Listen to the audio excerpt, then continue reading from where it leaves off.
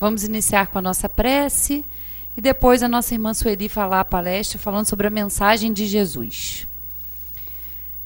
Agradecemos por mais essa oportunidade de estarmos aqui reunidos, para que possamos, mais uma vez, aprendermos um pouco mais da doutrina espírita, desses esclarecimentos tão importantes para a nossa vida, que nos auxiliam na nossa vivência, no nosso crescimento espiritual.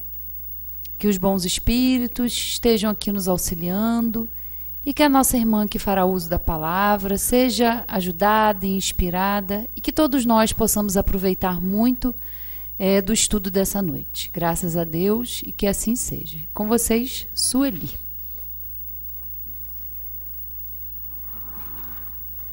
Boa noite para todos nós. Vamos fazer nosso estudo da noite, começando dezembro aí, que aproveitando sempre o clima desse sentimento maior que é o Natal, né? Dessa festa que deveria ser de um jeito que nem é, mas sempre balança com a nossa estrutura, com os nossos pensamentos, né? Com o nosso coração, sempre mexe. Os espíritos dizem que nessa época eles têm um pouco mais de acesso a nós, porque nós estamos mais tocados pelo coração, pelo sentimento do Natal, porque nem foi, né? A gente sempre fala que nem foi nessa data que Jesus nasceu, mas isso não importa, porque o que importa é o pensamento unido nesse propósito. Não é a data em si, são todos voltados para o mesmo sentimento de amor, de solidariedade, de caridade, embora a gente saiba que isso ainda não faz parte da nossa vida, mas pelo menos nessa época a gente pensa um pouquinho sobre isso, né? Porque essa comemoração do Natal, ela traz uma proposta evangélica para a gente, que não está durante todo o ano na nossa vida. E tem gente que fala assim, mas eu não gosto dessa época, não me sinto bem, não gosto de Natal. Mas é exatamente pela proposta que ela carrega, que a nossa vida está muito distante desse evangelho e dessa proposta. E aí a gente acaba entrando num certo conflito, quando a gente começa a pensar a respeito. E nós estamos vivendo numa época, num momento de tanta angústia, de tanta insatisfação, de tanta revolta. Eu não consigo entender por quê, porque a gente não retrograda, né? O espírito não retorna a um estágio anterior evolutivo. Ele pode parar, mas ele não volta. Mas a gente vê as pessoas muito pouco respeitosas com os outros. Não é que antes era mais respeitoso, agora não tem mais verniz social, agora não tem mais nada. Antes as pessoas se seguravam um pouco, né? Mas hoje não tem isso, não tem. As pessoas estão, de uma maneira geral, né? E a gente se inclui nessa questão da irritabilidade, estamos todos muito irritados, com muita pressa, todo mundo com uma pressa, que eu não sei que pressa é essa. Né? A gente sai... Eu, quando era criança, eu me lembro da minha mãe batendo papo com a vizinha no portão, que era um portão assim, de madeira que dividia a casa, batendo papo com a vizinha depois do lanchinho da tarde, depois do almoço. E olha que tinha muito serviço. Porque hoje a gente tem muita tecnologia a nosso favor, né? Nós temos máquinas para tudo. Quando eu era criança, que eu me lembro, a gente tinha uma geladeira em casa, nem televisão tinha. Né? E não tinha eletrodomésticos, assim, tinha um liquidificador também. Mas era tudo assim, um bolo era batido na mão, assim, e demorava, e sempre tinha essas coisinhas gostosas assim, né? E ainda sobrava tempo para bater papo com a vizinha no portão. Hoje, que a gente tem tudo, né? Tem todos os eletrodomésticos, tem todo o conforto, tem uma tecnologia a nosso favor. E a gente sai de casa rezando para não encontrar com ninguém conhecido, porque não vai dar tempo de conversar. Porque não vamos poder parar, né? Aí a gente, o que aconteceu, né? O que aconteceu que as pessoas, as crianças eram mais brincalhonas, hoje está todo mundo encerrado nos quartos, né? Com o celular na mão. Realmente a gente está vivendo um momento que não vai nos levar a um porto legal, não. Seguro, não. A gente está muito angustiado, as pessoas estão desrespeitosas. Parece que as pessoas não confiam mais umas nas outras para conversar, para dividir um problema, né? Fica com aquilo guardado, fica com aquela, sabe, com aquela mágoa. E eu não sei por quê, né? Porque a gente sempre conversa com amigos, a gente conta, né? Quando um amigo é legal, a gente divide até um problema pessoal, isso faz parte. Porque quem está de fora vai ter uma palavra legal para falar para a gente. E para tudo nessa vida tem solução, tudo a gente pode encontrar um caminho para a gente seguir, né? Um caminho bom. E a gente está vendo na nossa cidade o índice de suicídios está alarmante. Nós tivemos, que eu saiba, 2 nesse fim de semana e uma tentativa. E a gente fica se perguntando, meu Deus, o que está acontecendo com as pessoas, né? Por que elas não estão encontrando um momento, assim, de alívio, conversando com alguém? Por quê? Né? Por que está havendo que as pessoas não estão encontrando mais no seu semelhante alguém que possa ajudá-los? Né? A gente chega a ficar até com medo das pessoas, né? Então a gente está vivendo um momento muito difícil. Por isso que resolvemos resgatar aí a mensagem de Jesus, porque não é possível que alguém que se inteire dessa mensagem, que se reporte a ela, que não encontre um conforto, né, em toda a mensagem de Jesus. Jesus veio para cá, teve um período aí que não sabe muito bem onde estava, né? Mas dos 30 aos 33, ele deu a mensagem dele e retornou à dimensão espiritual, deixando essa mensagem tão rica para nós, que bastava só um dos seus discursos, que é o Sermão do Monte. Bastava só aquele. Não precisava de mais nada. Mas ele, o tempo todo, ele era extremamente didático, né? E ele aproveitava tudo, as situações mais simples e mais, às vezes, inusitadas para nos dar lições. Então, ele deixou uma mensagem que não é difícil da gente seguir. Ele sabe das nossas inferioridades. Tanto sabe que ele sabia exatamente qual seria o desfecho que a vinda dele à Terra teria. Que ele conhecia muito bem, e ele só se cercou de pessoas complicadas, né? De pessoas difíceis. Então a gente vê que nenhum dos discípulos e dos apóstolos de Jesus era, digamos assim, entre aspas, boa bisca, né? Não era. E, no entanto, eram esses que ele dizia que precisavam dele. Então a gente vê que as lições foram muito grandiosas, né? Nesses 3 anos que ele viveu aí com a gente. Então vamos acompanhar algumas coisas. Começando por um pedido que fizeram a Oscar Niemeyer, para dizer em uma palavra o que é a vida. E ele respondeu: solidariedade. É isso, solidariedade. Ele respondeu isso. E foi o que Jesus ensinou todo o tempo. Mas eu não sei por que razão a gente não está mais encontrando essa solidariedade nas pessoas. É necessário que aconteça tragédia.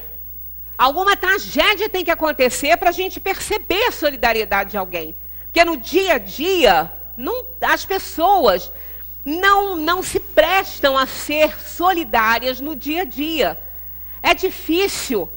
Outro dia recebi uma mensagenzinha no Facebook de um rapaz que estava andando De repente ele deparou com o bueiro aberto. Aí ele olhou, era um buracão, né? Aí ele deu a volta e seguiu. Se assustou com o bueiro aberto, mas a tampa estava do lado. Ele não botou, né? Ele se assustou e seguiu.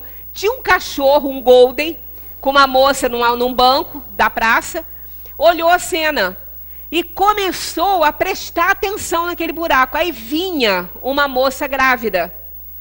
E ela estava com o celular e não estava vendo o buraco. Ela ia cair ali.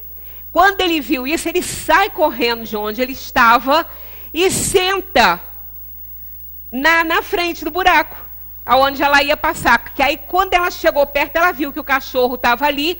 Ela entendeu o que ele fez, porque ela viu que era um buraco, ainda acariciou o cachorro.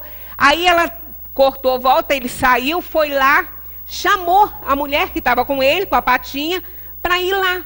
E lá ele ficou indicando a tampa do bueiro para ela colocar no lugar. Tá? É lindo esse videozinho, lindo. Tudo bem que ele foi treinado para isso, ele não fez isso porque ele raciocinou, não importa. Isso é porque o rapaz não botou a tampa. Ele viu que alguém poderia cair, ele não se importou. Olha só, gente, a gente fica pensando o que acontece com as pessoas. Né? Se a gente estiver andando na rua, a gente vira uma casca de banana, a gente tira. Vai alguém cair, vai escorregar. Né? Se tiver uma sujeira que possa escorregar, a gente tira. Mas eu não sei, as pessoas estão assim muito egoístas. Se não acontecer comigo, está tudo bem. Não é por aí. Então, essa palavra solidariedade, ela pode existir muito nas campanhas, porque é tudo lindo, né? Todo mundo de branco, levantando bandeirinha, plástico nos carros, mas no coração ela não está. Entendeu? Então parece que é mais, né, para aquele ditado antigo, para inglês ver, né, as coisas que às vezes são feitas. Então a gente vê que sem solidariedade, a gente não consegue crescer, porque nós vamos ser responsabilizados por todos os males que tiverem origem no bem que a gente deixar de fazer. Aqui nós temos uma citação do Evangelho. Jesus não veio destruir a lei, isto é, a lei de Deus. Veio cumpri-la, devolvê-la, dar-lhe o verdadeiro sentido e adaptá-la ao grau de adiantamento dos homens. Por isso é que se depara, nessa lei, o princípio dos deveres para com Deus e para com o próximo, base da sua doutrina. Para com Deus e para com o próximo. A única coisa que a gente veio fazer nesse mundo foi o bem. Nós nascemos para isso. A gente não veio aproveitar a vida, se divertir, não. Nós nascemos para evoluir, para fazer o bem, para resgatar um passado de erros. E não acumular mais nenhum, porque através da solidariedade a gente não acumula. A gente vai trabalhar pelo bem, que é o único objetivo da vida. Está no Evangelho, está no Livro dos Espíritos. Quanto à lei de Moisés, ele as modificou profundamente, quer na substância, quer na forma. Reduziu-as a esta única prescrição. Porque Moisés apresentou aquele Deus punitivo, aquele Deus ruim, né, mau, um Deus malvado, que punia, que castigava. E Jesus veio e modificou. Moisés trouxe as leis de Deus no imperativo negativo, que é uma coisa forte, né? Não matarás, não fazer isso. E Jesus já trouxe no afirmativo, que é mais brando, mostrando esse Deus amoroso. Então ele substituiu todas aquelas leis nessa aqui, ó. Amar a Deus acima de todas as coisas e ao próximo como a si mesmo. E acrescentando, aí estão a lei toda e os profetas. Então, todos os mandamentos estão aqui, não precisamos deles. Basta aqui esse resumo que Jesus fez. Então, essa questão, amar a Deus sobre todas as coisas e ao próximo como a si mesmo, não tem erro. Isso não é uma coisa difícil para a gente fazer, não é? Nós somos muito inferiores. O problema é que a gente não abre mão dos nossos interesses, da corrida pelo ouro, dos nossos interesses, mesmo sabendo que isso não vai ter valor quando a gente partir daqui. Não vai ter. Né? O mais rico da terra não vai ser rico na dimensão espiritual porque ele foi rico na terra. Não quer dizer que vai ser um desgraçado lá. Depende do uso que ele deu ao dinheiro dele. Né? Porque é mais fácil um camelo passar pelo buraco da agulha do que um rico entrar no reino do céu. Só que camelo não é o dromedário, né? Não é o bicho com aquela corcova grande nas costas. Camelo, em hebraico, é uma linha cheia de nó. E como que uma linha cheia de nó passa no buraco de uma agulha? Quando a gente desmancha os nós. Então, quando a gente trabalha bem a nossa riqueza, aquilo que nos foi emprestado, porque somos mordomos, né, das riquezas do céu na terra, então ele pode ter o dinheiro que for, que ele vai entrar no reino do céu, se ele soube usar. Agora, se ele for egoísta e ele não fez bom uso, aí vai ficar complicado para ele, né? E o que nós estamos vendo aqui no mundo é exatamente um mau uso dessa riqueza em todos os sentidos, em todos. Né? Todos os bens da terra, todos os bens da matéria, tudo. Nós estamos vendo o mau uso de tudo. Estamos acabando com a terra, estamos destruindo a terra. A água não vai acabar porque ela não acaba, ela retorna. Porque ela entra em estado de vapor, ela retorna. Agora, nós não vamos ter água potável. Ela vai ficar suja. Ela não acaba, mas em compensação, a gente não vai poder usar essa água toda e a gente está com muito pouca água potável no planeta. E olha que um planeta que é pura água, né? E a gente não tem grande água potável aí. Continuando. Em sua missão divina, ele viera ensinar aos homens que a verdadeira vida não é a que transcorre na terra, e sim a que é vivida no reino dos céus. O caminho que a esse reino conduz. E os meios de se reconciliar com Deus e de pressentirem esses meios na marcha das coisas por vir para a realização dos destinos humanos. Então essa foi a missão dele. Ele não foi um legislador, um ditador, nada disso. A missão dele foi mostrar isso aí. Foi mostrar que a verdadeira vida não é essa aqui. Por isso que até falamos aqui na terça-feira, nós fazemos nossos planos. Aí as pessoas falam assim, para que fazer plano, né? A gente faz plano, a gente faz e Deus desfaz. Deus não desfaz nada, não. É que às vezes os planos que a gente faz não podem ser realizados. E ainda por cima, a gente faz planos visando a vida agora, essa vida de hoje. Mas os nossos planos não devem ser para a terra.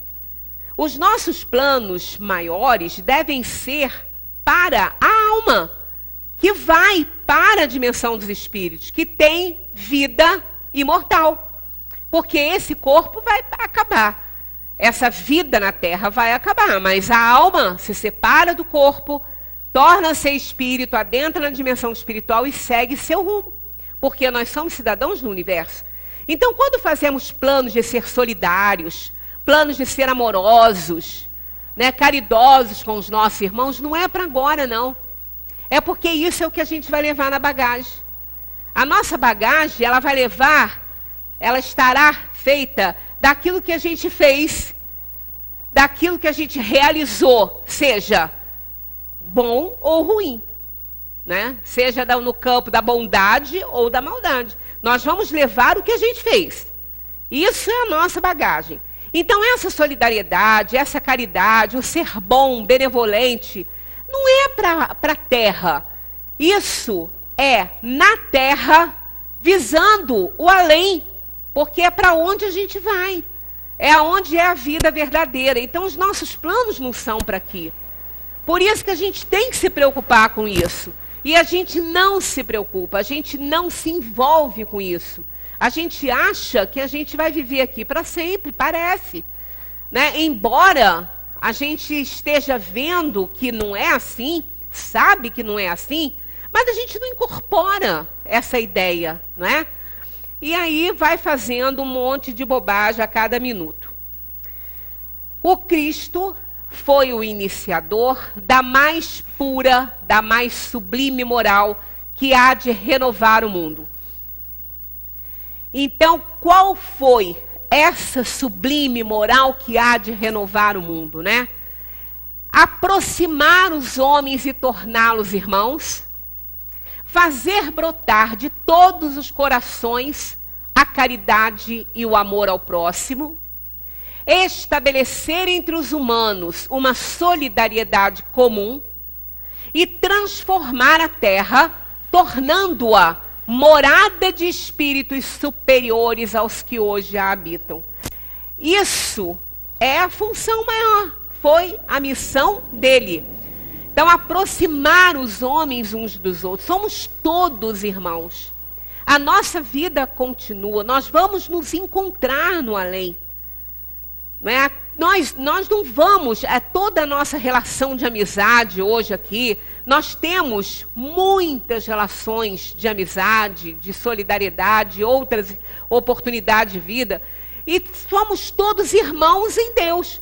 A consanguinidade, ela só existe aqui nos núcleos familiares, porque na dimensão espiritual, o pai e a mãe, o irmão, isso vai se perdendo à medida que a alma vai saindo do estado de perturbação pela morte, porque somos irmãos. Pai, mãe, filho aqui é irmão em Deus. Somos espíritos a caminho da evolução. Então a consanguinidade, ela existe aqui. É evidente que assim que parte da Terra, a alma ainda muito ligada à encarnação que teve, ela ainda guarda alguns laços. Até porque a aparência é essa que a gente está tendo hoje. É sempre a da última, quando o espírito não pode escolher ainda uma que ele goste e que seja importante para ele, né? Mas essa consanguinidade é na Terra. Isso não existe na dimensão espiritual. Né? Ah, eu tenho muitos pais. Não, você não tem muitos pais, não. Você teve um pai aqui nessa vida. Quando reencarnar vai ter um outro, uma outra mãe. Mas na dimensão espiritual é tudo irmão. Somos espíritos criados por Deus, simples e ignorantes a caminho da evolução. E precisamos nos juntar em núcleos familiares nos mundos materiais para a gente poder operar a nossa evolução. E é para exatamente alcançar esses objetivos que estão aí, aproximar os homens e torná-los irmãos, porque, às vezes, algumas mágoas são tão fortes que só mesmo uma consanguinidade forte, né, para poder juntar a mãe com o filho, com aquela alma que teve muito problema, porque o amor de mãe, quando ele existe, porque às vezes ele não existe, né, mas quando ele existe, ele é incondicional. Então isso acaba minando mágoas, ódios de vidas passadas, né? E a gente vê muitas relações conflitantes entre pais e filhos no mundo exatamente para isso. Porque é o último apelo da espiritualidade, o espírito, que é muito rebelde ainda, vir ligado a uma outra alma na Terra, na condição de mãe e filho, por causa para desfazer essas mágoas todas, por causa do amor incondicional quando existe. Mas às vezes a situação é tão complicada que nem assim o amor acontece, né? De tantos comprometimentos às vezes que as almas têm umas com as outras.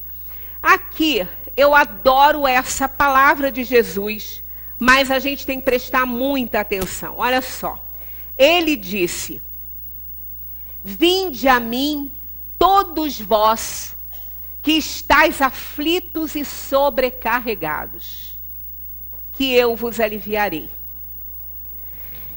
Quando ele fala isso aqui, vinde a mim todos vós que estáis aflitos e sobrecarregados, que eu vos aliviarei, ele põe um preço nisso.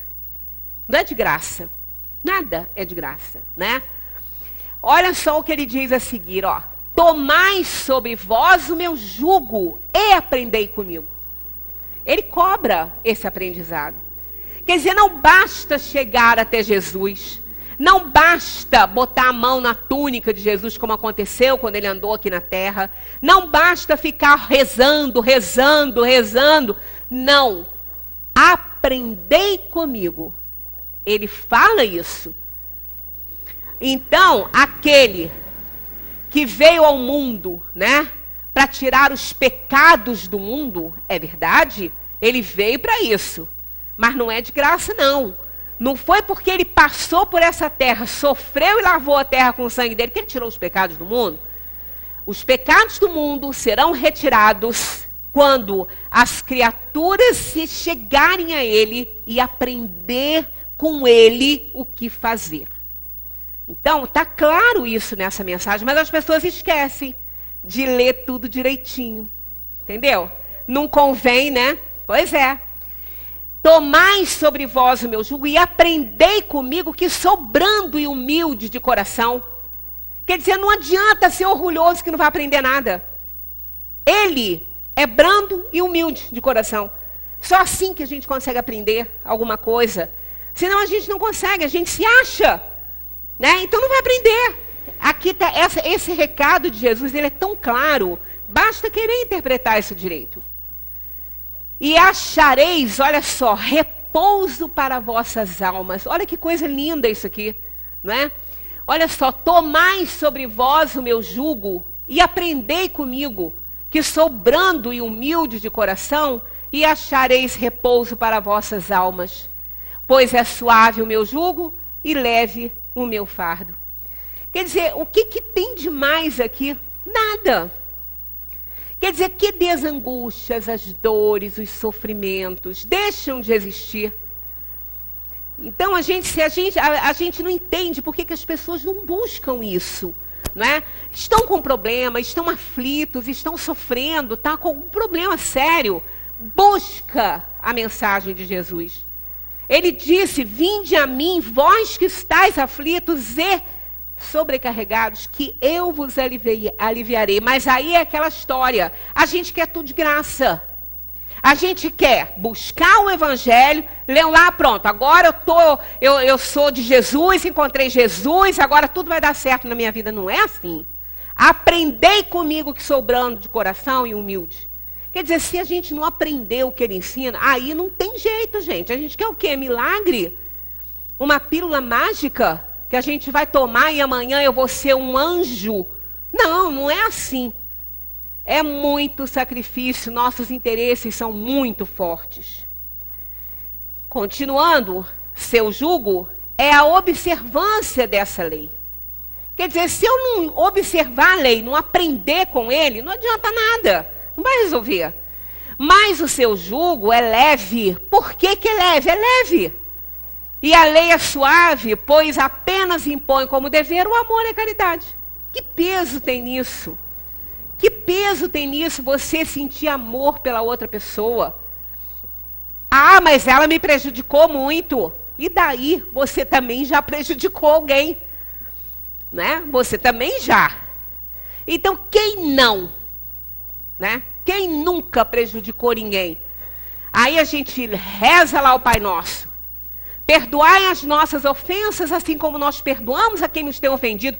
Quem diz que a gente perdoa quem nos ofendeu, gente? A hipocrisia, né? A gente não perdoa, não. Fica com aquela mágoa roendo ali toda a vida. Aí, às vezes, ainda fala pro outro, ó, eu te perdoo, mas não cruza minha frente, não, tá? Se eu estiver numa calçada, atravessa, passa na outra. Quer dizer, a gente não entende que a gente não consegue ainda alcançar isso, porque a gente não quer, porque não é difícil. Não precisa ser santo para isso, não. Porque a gente não alcançou santidade, nem vai demorar muito, há muitos milênios ainda para isso acontecer. Mas a gente já entende o que é para fazer. Quando o Evangelho diz, amai o vosso inimigo, as pessoas falam, ah, mas eu não concordo com isso. Ó, eu acho difícil, no nosso nível de evolução, a gente ter que conviver com aquela pessoa que não nos quer bem, que nos maltrata, que nos prejudica, mas o Evangelho não está mandando fazer isso, não. É só uma questão interpretativa. Não está mandando conviver com ele, não está mandando dar abraço, apertar a mão, nada disso. Amar o inimigo é não querer o mal para ele. Ora, isso também não é difícil. Você não precisa conviver, você não precisa dar abraço, você não precisa conversar, mas ora por ele como seu irmão que ele é. Não deseje o mal para ele. Isso você já está amando ele. não desejando o mal. Então não é tão difícil assim. Porque Jesus não ia nos pedir nada que fosse impossível da gente fazer. Então essa questão do amor e da caridade, se ele precisar de ajuda, precisar de você, cabe a você ajudar. Cabe isso. Né? Isso é amor e caridade. É o que é o jugo que Jesus... Porque, olha, quando a gente faz essas coisas, a gente fica em paz, a gente fica leve, a gente dorme bem, a gente bota a cabeça no travesseiro, não precisa tomar Rivotril, não. Vai dormir. Não precisa tomar remédio nenhum. Porque o que mais atormenta a vida da gente à noite é o dia que a gente teve turbulento e muitos pensamentos. Mas quando a cabeça está leve, eu não fiz nada de mal para ninguém, vai dormir. Porque isso é o céu, é o estado de alma. Né? Mas a gente vive no inverno. A gente vive no inferno porque a gente não quer aceitar que somos irmãos, que não podemos querer mal para o outro. Que vamos responder por isso, né? Qual o verdadeiro sentido da palavra caridade, como entende Jesus, está lá na questão de O Livro dos Espíritos. Olha só, benevolência para com todos, indulgência para com as imperfeições alheias e perdão das ofensas. Isso é o verdadeiro sentido da caridade. Caridade não é só ficar dando a roupa, o pão, o alimento, né? Nessa época, muita campanha para isso. Tem pessoas que acham que o sujeito só come nessa época e só se veste nessa época, né? Durante o ano ele não precisa de nada. Então, não é por aí. Caridade é isso que está aí. Benevolência para com todos. E a benevolência, o que é isso? Deve ser bom, não. Porque ser bom é não fazer o mal. Benevolência é muito mais. É ir em busca de fazer o bem. Não é ficar na sua casinha lá. É ir em busca de fazer o bem para alguém. Então, benevolência, olha, é para com todos. Aqui, ó. Isso é um pronome definido. Não está definindo quem é, não. Todo mundo. Ó, benevolência para com todos. E indulgência para com as imperfeições alheias. Alheias. Imperfeições de todos. Porque a gente tem. Também. Quem pode se considerar perfeito para ficar apontando o dedo para o outro que está fazendo errado? A gente também tem os nossos erros que prejudicam as pessoas. E não gostamos de ser definidos por eles. Portanto, não vamos fazer com os outros também. Né? Aquilo tudo que preciso saber, aprendi no jardim de infância, é maravilhoso. Porque lá, o primeiro item é realmente não faz a ninguém aquilo que você não quer que faça para você. Resume tudo. Fizer isso, está tudo certo. A gente vai acertar. Né? E perdoar as ofensas. É difícil, muito difícil. Mas a gente precisa tentar. Porque isso é o que vai fazer que a gente evolua.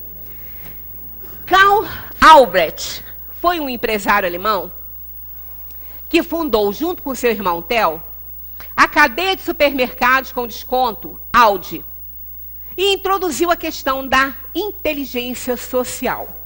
Ele foi um empresário tão importante, tão preocupado com o bem-estar dos seus funcionários, daqueles que iam lá comprar.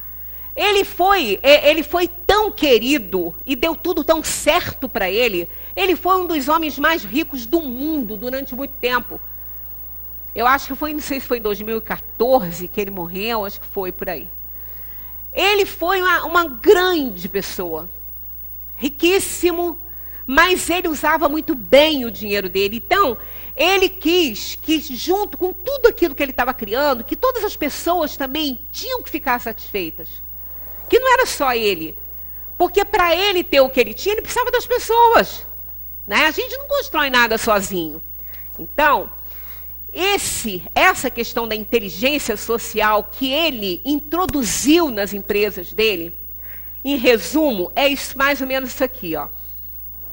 Uma compreensão básica das pessoas, uma espécie de consciência social estratégica, e um conjunto de técnicas para bem interagir com elas.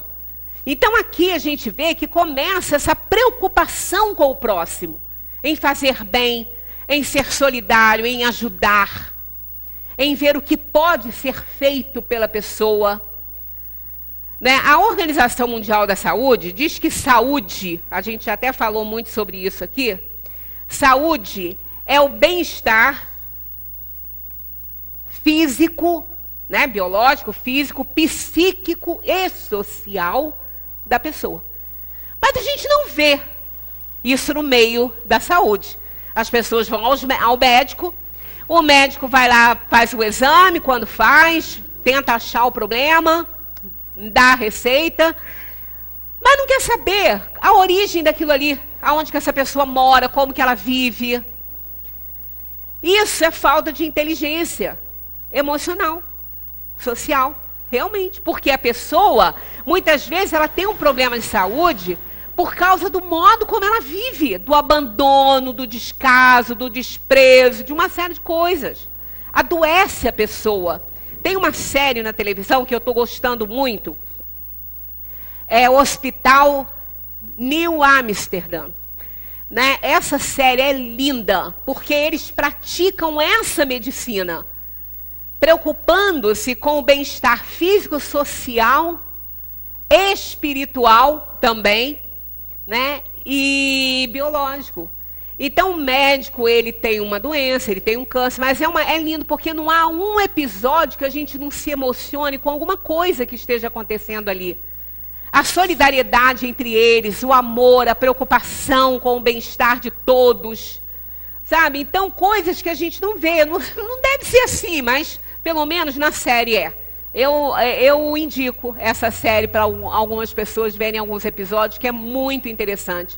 Porque é exatamente isso, a preocupação com o ser num todo. Né? Com o ser num todo, não é só com a saúde dele. Né? Então, ele tem feito coisas maravilhosas ali no hospital, né? Preocupando-se com isso. Essa inteligência distingue dois tipos de conduta. Comportamentos tóxicos, que são atitudes nossas, que fazem que os outros se sintam desvalorizados, inadequados, intimidados, furiosos, frustrados, culpados, tudo isso. Isso aqui leva a pessoa ao desespero. Né? Ela não se sente querida, ela não se sente amada, ela não se sente respeitada. Às vezes a gente faz sem querer. Né? Coloca, às vezes, uma palavra, é a arma maior que a gente tem, fala uma coisa que uma pessoa mexe numa ferida. Né? Então, são comportamentos tóxicos que muitas vezes a gente tem, que prejudicam os nossos relacionamentos, maltratam as pessoas, impedem que a gente seja respeitoso e solidário com outras pessoas. E comportamentos nutritivos, que são os que permitem que os outros se sintam valorizados, capazes, queridos, respeitados, apreciados por nós. Olha, numa empresa, funcionários que se sentem assim, vão querer que o seu patrão fique mais e mais no poder, que cresça mais ainda, né? Porque é bem tratado, é valorizado, sabe reconhecer as diferenças. Né? Então, isso são comportamentos que a gente tem que ter no dia a dia na nossa vida, junto com as pessoas que a gente ama e que também a gente não ama. Porque nós não podemos não gostar das pessoas, mas nós não temos o direito de prejudicar essas pessoas, desvalorizá-las. A gente pode não gostar por algum motivo, mas a gente não pode denegrir a imagem, prejudicar, nada disso, que são comportamentos tóxicos. E muitas vezes essas pessoas não têm estrutura realmente para aguentar, acabam cometendo suicídio. Não gostam, ninguém gosta, é assim, a gente fala, a gente pensa que as pessoas às vezes são fortes, mas não são. Não são. Pessoas sofrem pressões de todos os lados.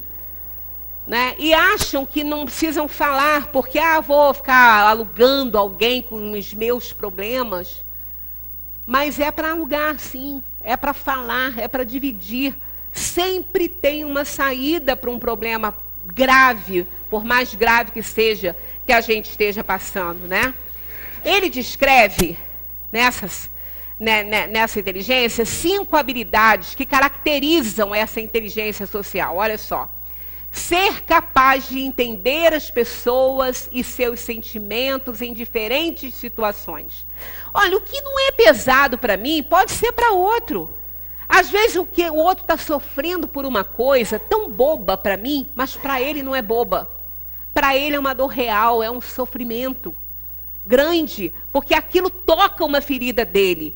Não toca a minha, mas toca na dele. Né? Então a gente precisa saber ouvir, né? Ser capaz de entender as pessoas e seus sentimentos em diferentes situações. Ser acessível, transmitir proximidade, confiança, amabilidade. A pessoa precisa ter prazer, precisa saber que ela não está sendo um fardo ali, né? Que ela não está sendo um peso. Alguém vai sentar com ela, vai conversar. Ela não vai pesar para ninguém. Então, para isso, a gente tem que ser acessível. Né? Tem que ter uma energia boa, abrir o nosso campo energético para receber a pessoa. Ser sincero consigo mesmo e com os outros, pois quem é fiel a si mesmo ganha o respeito dos demais. Saber expressar claramente os próprios pensamentos, opiniões, ideias e intenções. Olha, aqui a gente vê que não tem ninguém com aquiescência. Se tiver errado, está errado. Então, olha só, saber expressar claramente os próprios pensamentos. Se tiver errado, está errado, vamos falar. Não é? Então, não é ser conivente, não tem conivência, é ter amor para poder conversar, para poder falar. Né? A gente, nessa série, a gente vê muito isso por parte desse diretor do hospital. Que ele gosta de todos, mas ele tem que tomar decisões difíceis. E ele o faz. Mas de uma maneira tão amorosa, ele sempre encontra um caminho legal, um caminho amoroso. Vale a pena a gente se inspirar ali. Ser capaz de conectar-se com o outro, de harmonizar pensamentos e sentimentos nas relações interpessoais. Não é muito fácil a gente se conectar e se harmonizar com o outro. Isso não é fácil. Mas com um pouquinho de esforço a gente consegue. A gente precisa ter boa vontade, né? Senão a gente não consegue nada. Escolhemos um carro de determinado modelo. Compramos roupa de certa grife. Temos preferência por alguns artigos. E realmente, olha, às vezes a gente vai comprar uma coisa, custa caro, porque é de uma matéria-prima melhor. E aí, não vai ter que comprar dali a pouco de novo. Né? E a pessoa, se ela quer comprar uma coisa de uma grife, é melhor, tem um artigo melhor, sabe, é mais bonito, vai lhe agradar, mas ninguém tá discutindo isso. Isso é cada um é que sabe. Né? Isso ninguém está falando que você é condenado nem nada, mas a gente sempre faz isso. A gente vai comprar um carro, aí escolhe o carro que melhor vai nos atender. Né? Se a gente tem pessoas que andam junto, tem que ter, não pode ser aquele que vira banco, tem que ser aquele que abre a porta para a pessoa poder ser, né, mais fácil para entrar. Se tiver pessoas de idade, não pode ser um carro muito alto, que a pessoa vai ter complicação para entrar. Então a gente vai analisando, vai vendo, vai se preocupando com isso. E é muito bom, né, que a gente se preocupe realmente com isso. Mas, importante isso aqui. Marcas e selos de qualidade não são algo exclusivo a produtos. Será que eu tenho comigo o mesmo desvelo, a mesma preocupação com as minhas atitudes que eu tenho com as minhas compras? O mesmo cuidado, né, com o meu comportamento, com as minhas relações pessoais e interpessoais? O mesmo cuidado que eu tenho com o que eu escolho, com as marcas que eu escolho para mim? Essa que é a questão. Isso que a gente tem que se preocupar muito, porque marcas e selos de qualidade não são exclusivos de produtos. Tem uma escritora espanhola que escreveu um livro, Neus Arqués. Ela é uma escritora espanhola, ela escreveu um livro de que marca sou. Aí vale a pena a gente fazer essas perguntas aí, ó. Essas perguntinhas, vale a pena. E eu? De que marca sou? Eu me preocupo com a bolsa que eu vou comprar, com a marca do carro que eu vou comprar, até com o artigo que eu vou usar na minha culinária. Quem gosta de fazer coisas muito gostosas, quer um artigo bom, quer uma matéria boa, uma matéria-prima boa. Pois é. Mas aí a gente tem que começar a se perguntar para si mesmo. E eu? De que marca sou? O que vendo aos outros? Que imagem projeto nas pessoas? Porque, poxa, se eu tiver um carrão, Eu vou projetar uma imagem tanto, né? Sem contar a inveja que eu vou também gerar, não é isso? Mulheres que gostam muito de bolsas, né? Louis Vuitton e outras coisas mais, $15 mil, às vezes, numa bolsa. Causa impacto, realmente. Mas quem gosta não está condenado por causa disso, não. Mas a gente tem que se preocupar com quem está usando essa bolsa, com quem está dirigindo esse carro. O que essa pessoa está vendendo, de que marca ela é. Porque ela não vai acabar, não, mas o carro um dia vai, né? Então a gente tem que se preocupar com essa situação. Essa escritora espanhola, especialista em marketing, nesse livro, E Você, de que marca é, ela assegura que a marca pessoal se constrói de dentro para fora, nunca o oposto. As coisas, as marcas dos produtos é de fora para dentro, né? Mas a nossa não. A nossa é de dentro para fora.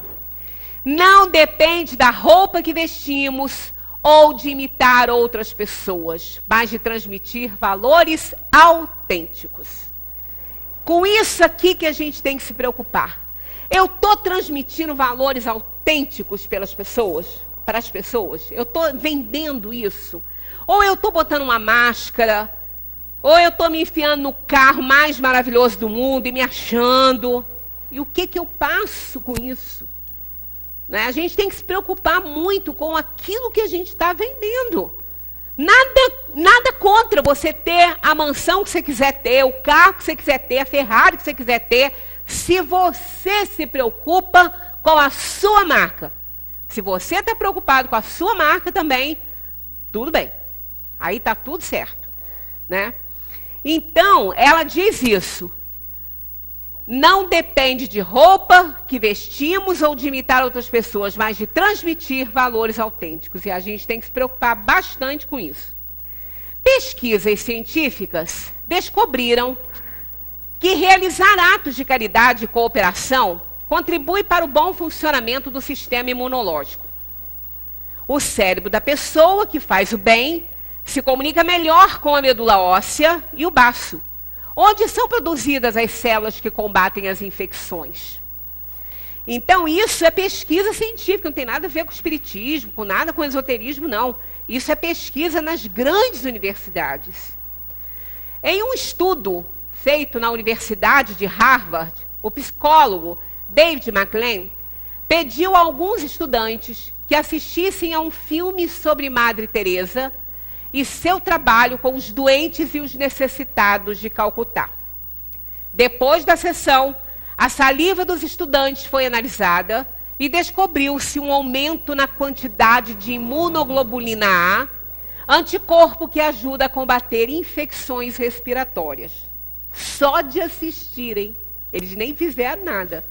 Eles só assistiram aquele filme, né? Aquele videozinho que o psicólogo passou. Então, olha como que esses neurônios espelho que a gente tem, que até um tempo não eram descobertos, mas agora a gente tem esses neurônios espelhos.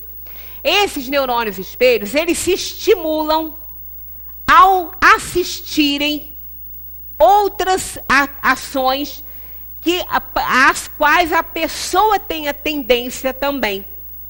E eles se ativam. Aí você tem vontade de fazer aquilo. E isso, nessa descarga hormonal que a gente tem nesse momento, você ativa o seu sistema imunológico. Então, isso está provado pela ciência. Quer dizer, o bem só vai nos trazer benefício. Fazer o bem a outra pessoa. Quanto menos pensamos nos próprios problemas e necessidades, maior será nosso bem-estar. Para isso, basta transferir a nossa atenção para as outras pessoas. Se nos colocarmos a serviço do próximo, nossa ansiedade passará para segundo plano, podendo até desaparecer. Né? Quantas pessoas têm impressão que regulariza quando começa a fazer trabalho voluntário? Deixa de tomar o remedinho para dormir, porque volta tão cansado e satisfeito do trabalho voluntário que bate na cama e dorme. Dorme a noite toda. E ainda vai trabalhar quando se desprender do corpo. Tem uma noite só de coisa boa. Né? Então a gente precisa crer que isso é fato. Isso não é uma lenda. Quando se desconsidera o ego, fica-se mais leve. Para ajudar nesta transformação, o que a gente precisa fazer, né? Escutar mais os outros do que a si mesmo. Colocar sua energia em questões que beneficiem o grupo e não a você. Sempre em benefício do grupo. Uma ação cultural, uma iniciativa solidária, uma festa surpresa, sempre direcionada ao grupo, nunca a você só. Porque isso é egoísmo, né? Parar de falar de seus problemas, já que isso implica repeti-los também a si mesmo, o que só os reforça. Né? Aquelas pessoas que ficam repetindo a sua desgraça, só reforça isso. Fica mandando mensagem lá para as células se destruírem, né? Em vez de se preocupar, se ocupar. Porque preocupação não leva ninguém a nada. Não resolve nenhum problema. Porque a preocupação é se ocupar previamente de algo que pode ser que nunca aconteça. Então, para que a gente vai ficar ocupando a cabeça com algo que pode ser que não aconteça nunca? Então, é melhor a gente se ocupar do que ficar se preocupando. E outra coisa, preocupar-se com aquilo que não está no seu controle, não adianta também. Se o problema é com seu filho, é ele que tem que decidir, seu companheiro, seja quem for, o seu trabalho, que não está no seu controle, tira isso da sua cabeça. Porque você só vai se desenergizar, se enfraquecer e não vai resolver nada. Porque não depende de você. Né? Isso são coisas que a gente vai esvaziando um pouquinho para a gente poder respirar e dormir melhor, né? Ser útil aos outros, nada traz mais satisfação nem reforça mais a autoestima. Ser útil aos outros. Nada reforça mais nossa autoestima. Quando a gente faz alguma coisa realmente pelo simples propósito de ajudar, é uma bênção. Ó. Quando fazemos algo por alguém, pelo simples propósito de ajudar, sentimos um enorme sentimento de tranquilidade e bem-estar nos invadir. Da mesma forma que exercícios vigorosos liberam as endorfinas do cérebro, fazendo um enorme bem físico, os atos de amor liberam o equivalente emocional. Não necessitamos nem de um muito obrigado. Na verdade, nem é necessário nem que a pessoa saiba o que fizemos por ela. Porque a gente não está fazendo nada para ganhar nada em troca. É pelo simples propósito de ajudar. Então não precisa nem se identificar. Você vê que tem alguém em dificuldade, dá um jeito de chegar aquela ajuda para aquela pessoa lá, faz anonimamente, não apareça, porque não precisa. Porque o propósito é só de ajudar, não é de você aparecer. Isso dá um bem-estar enorme. E quando você vê o resultado bom, que você olha, que você fala, poxa, eu tive uma parcelazinha de ajudar, tive essa oportunidade. Isso é muito bom. Né? E ninguém precisa ficar sabendo disso, né? Qualquer ajuda é bem-vinda, ainda que a consideremos insignificante. Para quem recebe, pode ser muito. Aqui tem uma frase de Maria Teresa, que a gente gosta muito, né? Que diz, não podemos fazer grandes coisas na Terra. Tudo o que podemos fazer são pequenas coisas com muito amor. Coisinhas. Gente, a gente tem muito. A gente tem muito, a gente não tem ideia das bênçãos que nós temos, das bênçãos que nós reunimos. Então a gente acha que aquela coisinha de nada não vai ser importante para a pessoa, porque não seria para a gente. Mas não seria para a gente, porque a gente tem muito. Para quem não tem, qualquer ajuda é bem-vinda e vai ser de muita utilidade.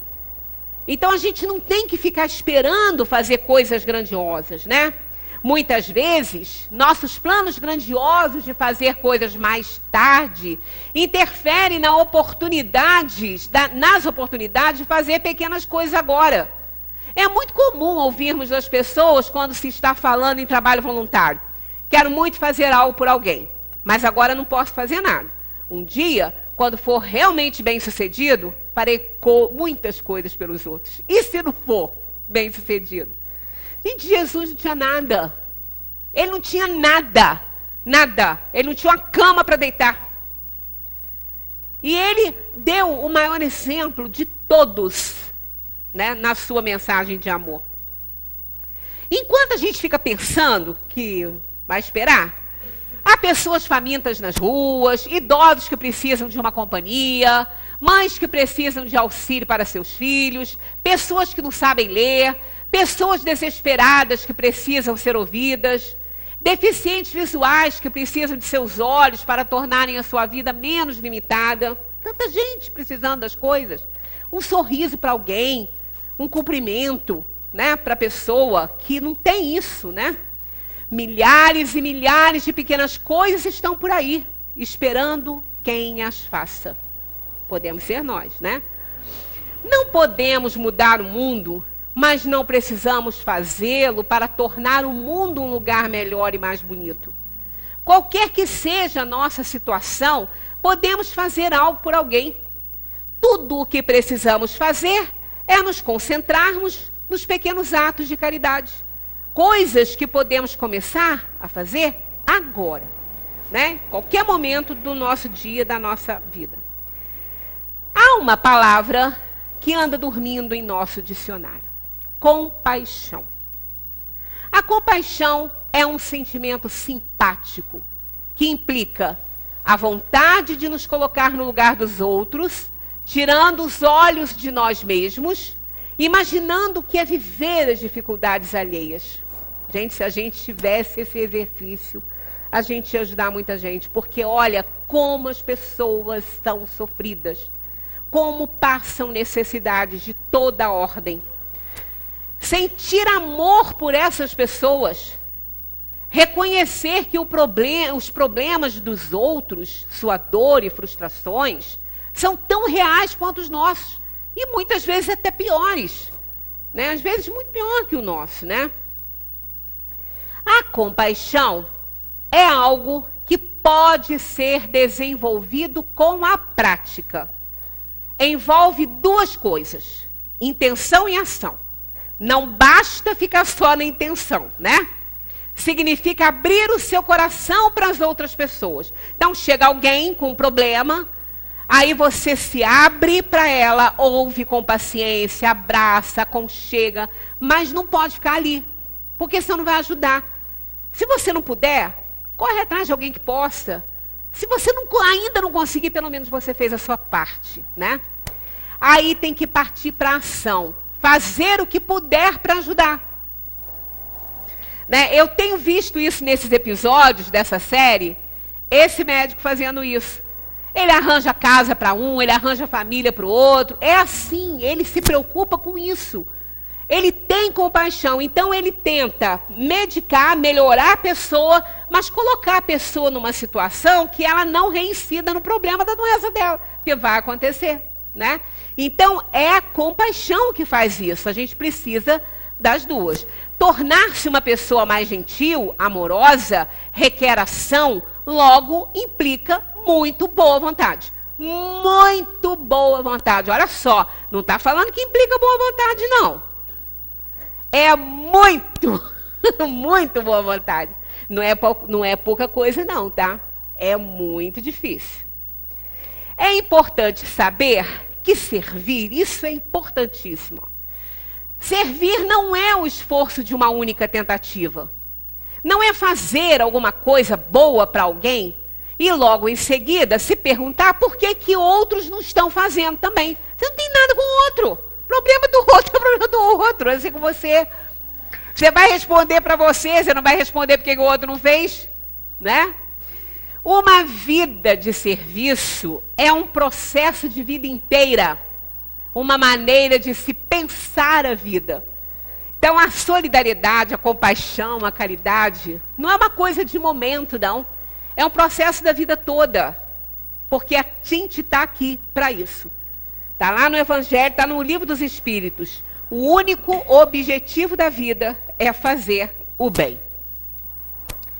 Não há regras para a prática do ato caridoso. Tem que brotar do coração. Fazer uma contribuição anônima a alguém em dificuldade, ajudar um animal, visitar uma pessoa solitária, visitar asilos, fazer uma visita a uma enfermaria de hospital, ajudar a carregar um peso, ajudar a empurrar um carro, fazer um elogio a alguém, sorrir para alguém. O que tem de difícil aqui? E quem não quer uma gentileza dessa em determinados momentos? Eu já me vi tão apertada, porque eu tinha um Fusca, há 40 anos atrás, que foi um lançamento a álcool. Está fazendo até aniversário agora do lançamento do carro a álcool, né? E eu caí na bobagem de comprar um carro daquele zero. Ele não pegava. Eu era conhecida na cidade como aquela que precisava de empurrar carro, né? Todo mundo corria, por quê? Ninguém queria, né? E não pegava, tinha que empurrar. Eu me via em muitas dificuldades e fui muito ajudada, até que eu resolvi o problema depois. Parece simples, gente, mas é uma situação complicada. Você vai fazer o quê? Você não sai do lugar. Você não pode andar. Você não pode dirigir o carro, né? Então é complicado. Então, uma vida de serviço é um processo de vida inteira. Não podemos esquecer que no Natal comemoramos o aniversário de Jesus. Que a gente esquece. Eu nunca vi a gente ir para um aniversário sem levar presente para o aniversariante. E a gente escolhe com o maior cuidado, né? Mas quando é Natal, a gente nem lembra do aniversariante. Né? A gente nem lembra quem é. Nem convida, né, às vezes. O modelo mais perfeito que Deus colocou no mundo para ser seguido por nós. O homem mais inteligente da história, que transformava pedras brutas em obras-primas e que não cabe no imaginário humano, segundo Augusto Cury. Esse é Jesus. Seja ele o seu convidado de honra. Então, que seja ele o convidado de honra da ceia de vocês, do encontro em família, que não é fácil, às vezes tem que botar até a polícia na porta, mas se a gente tiver boa vontade, a gente leva numa boa. Porque não é fácil reunião de família, não. Às vezes a coisa estressa mais do que ajuda. Mas é importante, né? Então, que todos aqui tenham um Natal muito bacana, junto da família, dos amigos, com essa proposta de ficar mais perto e atender ao chamado de Jesus. Vinde a mim, vós que estáis aflitos, que eu vos aliviarei. E a gente vai encontrar sossego para nossas almas. Certo e fato que isso vai acontecer. Muita paz para todos.